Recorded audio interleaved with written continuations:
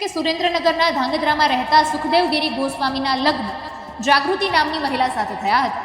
તેમને 2 સંતાનો હતા. લગ્ન જીવન દરમિયાન જાગૃતિને તેના જેઠ શાંતિગીરી કે જે પોતે પણ 2 સંતાનોના પિતા હતા તેમની સાથે પ્રેમ સંબંધ બંધાયો. સુરેન્દ્રનગરમાં એક જે રહસ્યમય હતું એ વ્યક્તિના મોતનો ભેદ અમદાવાદ ક્રાઇમ બ્રાન્ચે ઉકેલી કાઢ્યું છે અને એમાં જે વિગતો સામે આવી છે એ વિગતો ચોંકાવનારી છે. કોઈ વેબ સિરીઝનું પ્રેમ પ્રકરણનો કોઈ કિસ્સો ચાલતો હોય એમાં જે દગો અને સોપારી દેવાની જે બધી વાતો થતી હોય એ રીતની આખી આ ઘટના પ્રકાશમાં આવી છે.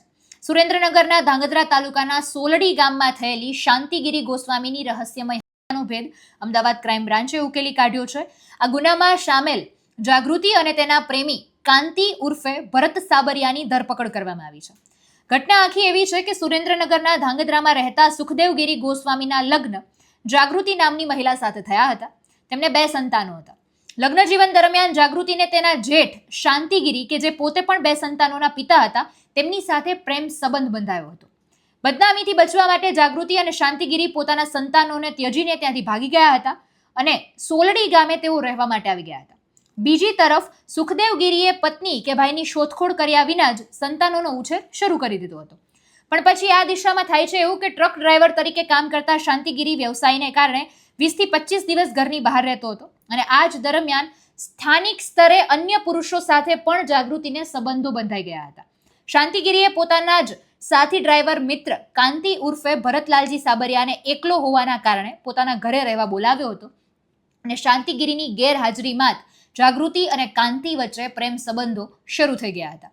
શાંતિગીરી સાથે અવારનવાર તકરાર થતી કંટાળીને જ જાગૃતિએ તેને રસ્તામાંથી હટાવી નાખવા માટે અને કાંતિ સાથે કાયમી જિંદગી પસાર કરવા માટેનો તેણે આખો પ્લાન બનાવી લીધો અને ત્યારથી જ પછી 7 ઓક્ટોબર 2025ના રોજ શાંતિગીરી ટ્રક લઈને જ્યારે ઘરે પરત ફર્યા ત્યારે પૂર્વ આયોજિત કાવતરા મુજબ જાગૃતિ અને કાંતિએ તેની સાથે ઝઘડો કર્યો, તેને નીચે પછાડી દીધો અને ગળું દબાવીને ઓશિકાથી ગુંગળાવીને તેની નિપજાવી દીધી.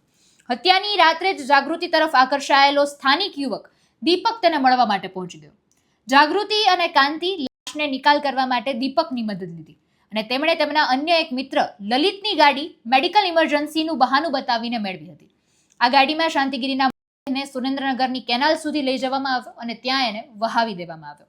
સમગ્ર આખી ઘટના આ રીતે સામે આવીને ગુનો છુપાવવા માટે આરોપીઓએ શાંતિગીરીના મોબાઈલને બંધ કરી દીધો અને ગામમાં એવી અફવાઓ ફેલાવી દીધી કે શાંતિગીરીએ મોટું કામ મળતા તે 2 વર્ષ માટે બહાર વયો ગયો છે અને તેનો કોઈ નવો નંબર કોઈને આપવાનો નથી.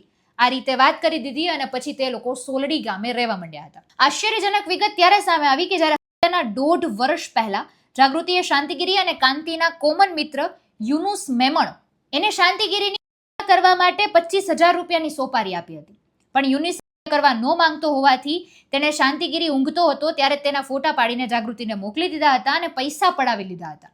શાંતિગીરી ઘરે પાછો આવ્યો અને જાગૃતિને ખબર પડી કે યુનુસ એને છેતરી ગયો હતો અને આ રીતની આખી આ ઘટના સામે આવી. કેટલા લોકો આમાં સામેલ થયા અને આખો જે મામલો કાવતરાનું સામે આવ્યું છે એનો આખો આ રીતે ચોંકાવનારો પર્દાફાશ થયો છે.